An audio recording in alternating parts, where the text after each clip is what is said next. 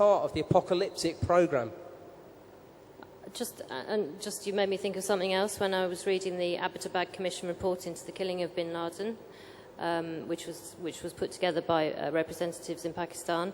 The Director General of the ISI was called forward to give evidence, and someone said to him, so you've been accused of pursuing people and putting fear into the hearts of people who don't deserve it. And he said, we have revolutionized as an organization in the modern world, and now the only people who fear us are the people who need to fear us. And that is how that organization operates, is totally on a basis of fear. Look at what they've done to journalists over there, time and time again. I think we have time for just one last question. Yes, there.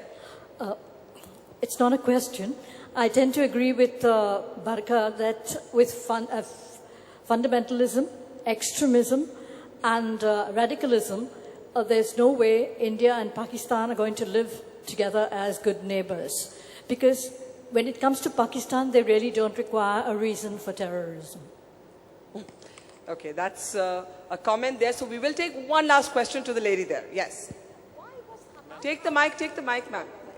Why was Chabad House attacked? What was the reason behind the Jewish being targeted? It's a really good question, actually, and it's fundamental to why the whole of Mumbai came about.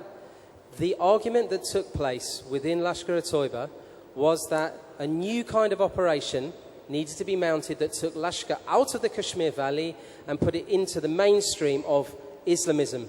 And the mainstream was the Al-Qaeda mainstream, which involved ruthless attacks on Western and Jewish targets, identifying American-led Western coalition and Jews as the enemy of Islam.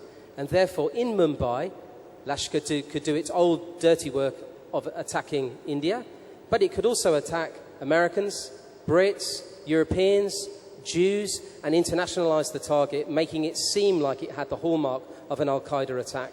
And that was in the thinking, and the debate around the Jewish target went to and fro. And for about 6 months, it was voted down. And one faction, the old faction, allied to the ISI, said, if we attack Chabad House, we'll bring the Israelis down on our heads. We'll bring America down on our heads, whereas everyone else will ignore us if we don't incorporate the Jewish target. And then that faction was beaten back, and eventually it was voted through. So the process is instrumental to understanding how Lashkar thinks. I'm afraid I have to end here. I will say that it is not just a fascinating book, it's an important book. And it's a book that raises questions that really someone in India needs to put their minds to in answering. Let's have a big round of applause for the authors. Thank you very much.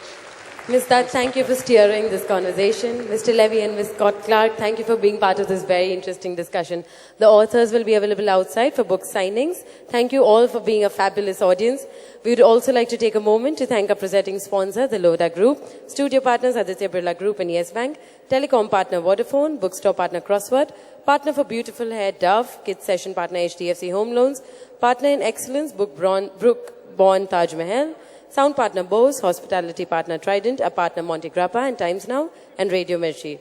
Lastly, Times Literary Carnival is an initiative of Times Red Cell.